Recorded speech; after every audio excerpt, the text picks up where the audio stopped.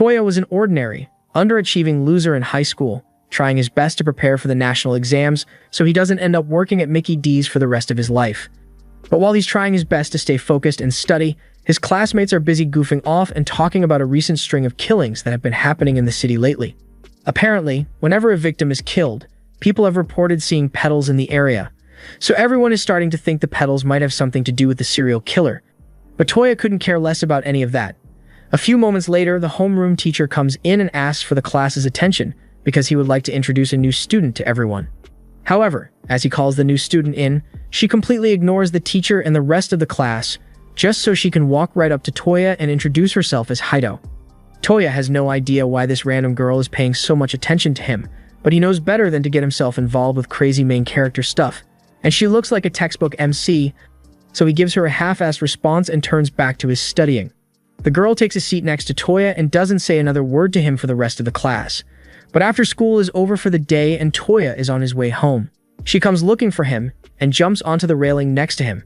She then does a backflip even more unnecessary than the stuff Leon Kennedy does, and Toya is understandably confused because he still has no idea why this random transfer student is so interested in him. But before he can even finish that thought, Heido grabs his face and starts looking straight into his eyes.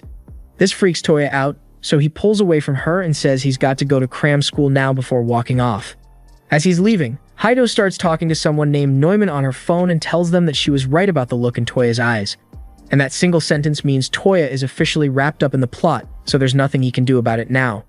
Meanwhile, in a dark alleyway somewhere in the city, a crazy man is attacking a woman with a butcher's knife, saying he's going to make a fine meal out of her.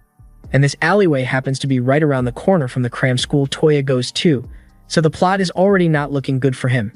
Toya is currently sitting on a bench outside his cram school, looking at his transcripts from his latest mock exam, and to be honest, it's not bad.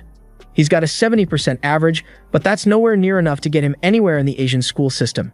He throws his transcripts away in frustration and just sits there, wishing that he had some kind of talent, literally anything, if it would mean he doesn't have to remain a useless bum for the rest of his life. But as much as he wants a talent, he knows they don't just fall from the sky, so he's not going to get anything by simply wishing for it. At the same time, back near that alley, 2 police officers have been called in to investigate because a few people reported hearing a woman's screams coming from that area. But so far, they haven't been able to find anything. Just then, they notice a man hunched over in the corner, and they assume he must just be really drunk, so one of the officers walks up to him to check if he's alright. But to the officer's horror, he soon realizes that this guy is eating the human remains of the woman from earlier, and he seems really proud of himself.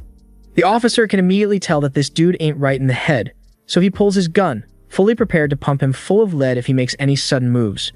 A few moments later, Toya is walking home when he passes that very same alleyway, and the first thing he sees are the now decapitated bodies of those 2 officers, all while the crazy guy is standing there laughing his ass off. And sure enough, Toya has officially been roped into the plot. Just then, Heido shows up out of nowhere, and seeing the look on Toya's face, she asks him if he's feeling jealous right now. She says that when most people witness someone else's talent, they feel one of 3 emotions: awe, fear, or envy, and she assumes that someone like Toya, who has been so desperate to gain a talent, must be feeling pretty jealous right now. Toya is still having trouble wrapping his head around the whole situation and the fact that Heido somehow knew he was going to be here. But just then, the man notices both Toya and Heido seems to have a bit of a history with fish. He says it's all thanks to Heido that he was able to awaken his talent, and that he is truly grateful to her. But as proof of his twisted sense of gratitude, he says he's going to do her the honor of turning her into his next meal. He then lunges at both Heido and Toya, but even though he was looking right at them, Heido still manages to grab Toya and hide behind a pillar, all before Fish's knife even hits the floor. Apparently, that little maneuver was all thanks to Newman's computational predictions, but Newman reminds Heido that she needs to take care of this as soon as possible. So Heido hands her phone over to Toya and asks him what he would do if there was an item that could allow you to gain the talents of your past lives instantly. That sounds like a dream come true for someone like Toya, but there's a catch. The item is this blade, and in order to gain the talent, you need to roleplay as a depressed emo teenager, so that's not exactly ideal. As Fish finally locates the 2 of them, Heido suddenly slashes her own neck, activating her past life talent as a kunoichi. As she does this, Toya notices flower petals pouring off of her, but before he can even ask about it, Fish attacks her, so Heido is forced to defend herself with her swords. While the fight is happening, Neumann talks to Toya through the phone and explains to him that through the branch of reincarnation, one can retrieve talents from their past lives, and those who have achieved reincarnation are called returners. As returners, both Fish and Haito are capable of performing superhuman feats, which is already pretty obvious, but Toya still has no idea what's up with the petals, so Neumann continues her explanation. She says that the petals are proof that someone has retrieved a talent from their former life. Even the most outstanding geniuses still die eventually, and when that happens, they are given a brand new life. But through reincarnation, it is possible for them to access their past skills. But just because someone was talented in their past life doesn't mean they were a good person, which is how you end up with people like Fish. Both good and bad alike are capable of awakening their past life talent, but there's also a chance that you were a talentless bum in your last life, in which case, attempting reincarnation will just kill you. That basically means that if Toya tries to use that thing, there's a good chance he might actually die, so Neumann asks him if he is still just as desperate to awaken a talent. She assumes Toya would get scared and refuse, but it turns out that she severely underestimated how insane he can be. Meanwhile, Haito is still fighting Fish, and Fish says he's disappointed because for someone who's supposed to have the talent of a legendary swordsman, her skills have been very underwhelming. Haito takes offense to that statement, so she decides to bust out one of her ultimate moves, the 8-hued corpse slash. At first, it looks like Fish is prepared for it since he manages to block one of Haito's slashes, but he forgets about the other 7, so a moment later, he is chopped to pieces, and the only thing left of him are his petals, which then scatter into the wind. Once Haito confirms that Fish is down, she goes back to pick up her blade, but then she notices that Toya is gone. She asks Neumann where he went, so Neumann explains that he took one of the reincarnation blades and ran off. Haito looks relieved because she was worried that Toya wouldn't have the guts to do it, but this is the exact outcome she was hoping for, and over in Toya's room, we see him drenched in blood after slicing his own neck. As he passes out, he has a vague dream about a mysterious white-haired man, and the next time he opens his eyes, it's already morning, and Haito is sitting in his room with him. He asks her what she's doing here, but then he sees his hand covered in dried blood, and that's when Haito tells him that he has successfully become a returner. He did do a lot of moaning and groaning in his sleep, though, so she asks him what that was all about. A little while later, Haito and Toya are sitting on a park bench, and Toya explains that he used to have an older brother who was good at everything. Everyone swarmed around him because he was a prodigy with a bright future, while Toya was left neglected because he was painfully and completely average. Everything he did was compared to Sia's exceptional performance, and just because Toya didn't win a gold medal in a foot race at 6 years old, his father called him a disappointment. Ever since then, Toya has been desperate to live up to the standard that Seiya had set, but for all the talents that Seiya had, he basically rolled a nat 1 on his health stat, so he eventually got sick and died. Toya's parents blamed him for Seiya's death for some reason, and that ended with him getting kicked out of the house, so he has been trying to get back at them by gaining a talent of his own to prove them wrong.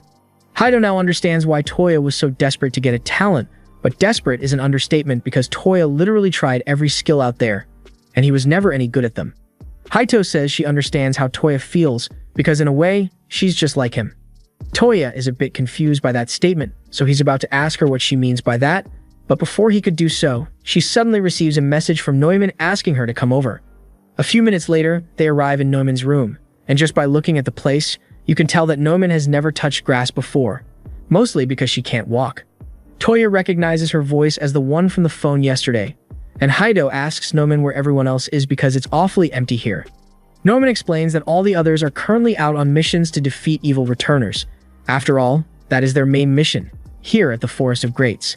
She explains that since evil returners are bound to pop up every now and then, it is their duty to eliminate them as soon as possible before they cause harm to the public like Fish did yesterday, and she expects Toya to join the fight. Toya seems very cooperative for someone who has just been told that he needs to kill other people, and on his first official assignment, he will be accompanied by Haito to take down an evil returner named Vlad. However, Neumann says she doesn't want them to kill him right away.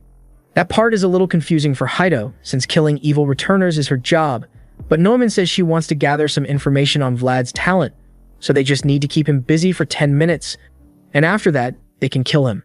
She also mentions that the mission will be on hold until 2 days from now because they still need to test out Toya's returner ability. So later that night, Toya heads out looking for an opportunity to use the ability. At one point, as he is walking down the street, he spots a burglar who had just stolen a girl's bag, and she is currently chasing after the thief. So Toya decides this is the perfect opportunity. Ironically, Toya's talent is called Right Arm of the Thief, and as expected, it's a stealing talent. So as the burglar runs past him, Toya is able to reach into the girl's bag and grab all her stuff for her. The thief then runs away, completely oblivious to the fact that the bag is now empty, and as the girl reaches Toya, she begins yelling at him for not stopping the thief when he had the chance. But then Toya tells her that there's no need to worry because he got all her stuff out of the bag. The girl is thankful for his help at first, but then she remembers that it was a Birkin bag that was stolen, and the bag itself is worth way more than her stuff, so she continues chasing after the thief. Toya's ability has an effective range of 70 centimeters, which is a huge hindrance since it has no obvious combat capabilities to speak of. But if Toya somehow manages to get within range to activate his talent, he is able to break the laws of physics to steal anything he can get his hands on, regardless of physical obstructions.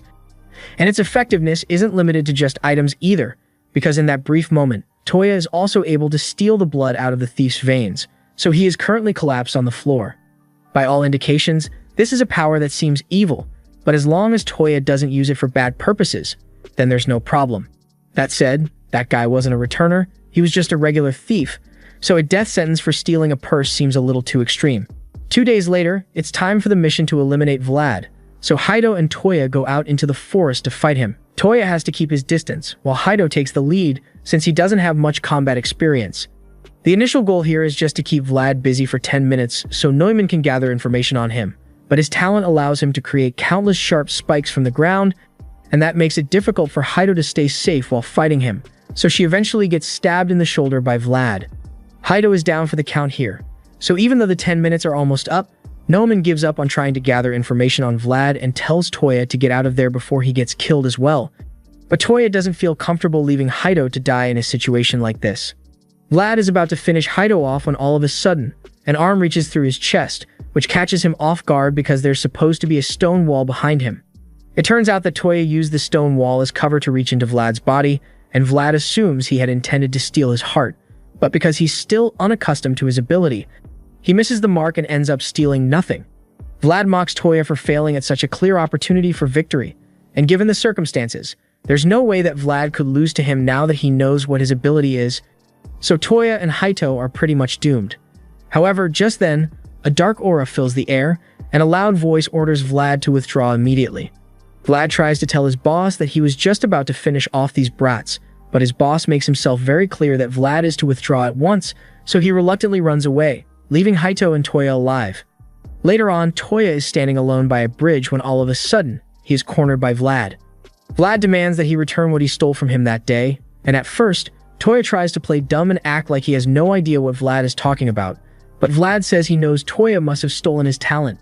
Back when Toya attacked Vlad, his target was Vlad's talent all along, and the fact that Vlad came here alone to try to get it back means that he must not have told anyone about it, which is perfect for Toya because he wants to keep his ability to steal talents a secret, and to ensure that it remains a secret, he activates his stolen ability and impales Vlad with his own spikes. Toya is no hero, and he has no interest in protecting humanity. All he cares about is gaining as many talents as possible, whether good or evil, so he can become the most talented person on the planet, and he's not going to let anyone get in his way.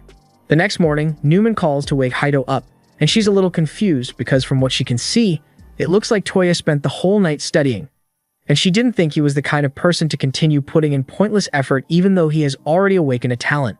Toya ignores Newman's statement and asks her what's on the agenda for today. So Newman informs him that he's going to hunt down an evil reincarnator, but before that, there's one stop she'd like him to make first. Newman gives Toya directions to get to Haito's home because she's not answering her phone, and after walking in, Toya finds her half asleep and half dressed in the middle of her dojo. Newman begins yelling at Haito for being so lazy, but Haito says she only slept in because she spent all night training her sword skills. Once again, Newman can't understand why someone would bother training when the skills they already possess far surpass anything they could achieve through their own efforts. But be that as it may, Haito still enjoys practicing whenever she can. Anyway, today's target is a rogue clown named Hisoka who targets young children and lures them into the forest to become his victims. Before long, they enter the territory of the killer clown, and he attacks them on sight because he was expecting them to show up.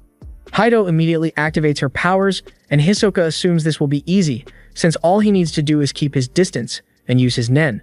But before he can do anything, Haito has already slashed his body in half, so the mission is already over.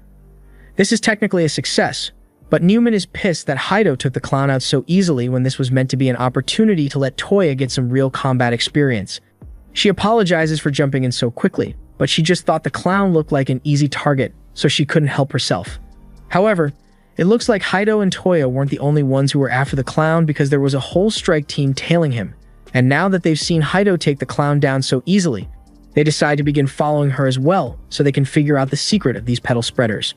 Later that night, Heido is hunting down another evil reincarnator, but all of a sudden, a bunch of apples drop in front of Gin, and a second later, he is forced to the ground by a tremendous force. Gin struggles a lot, but he eventually manages to slip out of the gravity field to continue running away, and the Newton reincarnator is really impressed that he managed to overcome that much gravity on his own. Since the guy is on the run again, it's up to the Einstein reincarnator to stop him, so she uses the theory of quantum mechanics to teleport right next to Gin, and then teleport his arm off his body. Once Einstein returns, Newton congratulates her on a job well done, but asks why she didn't just teleport the guy's head off to finish it quickly. However, she says killing targets is the soldier's job, so she didn't want to steal his thunder. Just then, Gin has a gun pressed against the back of his head and is ordered to surrender, but in that moment, he uses his other hand to grab a pair of scissors and slashes both of the soldier's eyes and neck. Gin is sure that should have been enough to kill the soldier, but a moment later, he gets shot in the chest because the soldier isn't an ordinary man, he's the undead soldier reincarnator, so he literally cannot die. And that's not all either. They also have Dr. Raisha, the replicator, and he has completely surrounded the alleyway with his clones, so there is nowhere for Gin to go, and a few moments later, Gin is executed. After the mission is complete, they all head back to base, where Newman congratulates them on a job well done. They hand over the branch they recovered from Gin, and then Nightingale comes over to ask if any of them got hurt in battle since she is the angel of healing. Funasaka could use a little recovery since he's still missing a few body parts, so Nightingale hugs him and starts licking his cheek to begin the healing process. She also whispers into his ear that she wishes he would take better care of his body because she hates seeing him get hurt, and she really seems to be enjoying her time with Funasaka, so the others just leave them alone. As for Toya, while the others were out on their mission, he was busy sorting through the tangled wires of Newman's setup, and Heido is surprised that he's willing to do chores like this even though he finally has the talent he was so desperate for. But Toya says he just happens to enjoy doing little tasks like this, and Newman is grateful for his help because she couldn't get anyone else to help her with it. Newton has heard a lot about Toya from Newman, so he's excited to finally meet him, and normally they would do a formal introduction, but everyone else is already doing their own thing, and Nightingale is still kissing Funasaka, so they'll have to put the intros on hold for now. Later that night, Toya and Heido are walking home together, but just then, Toya notices that the lights in his apartment are on, which is odd since he lives alone, so he and Heido head up with caution to figure out what's going on. Once they get inside, Toya finds an old friend of his, Itsuki, sitting in his room. Itsuki starts talking about how Toya looks exactly the same even though it has been ages since they last saw each other. And seeing that Itsuki is one of Toya's friends, Heido decides to introduce herself.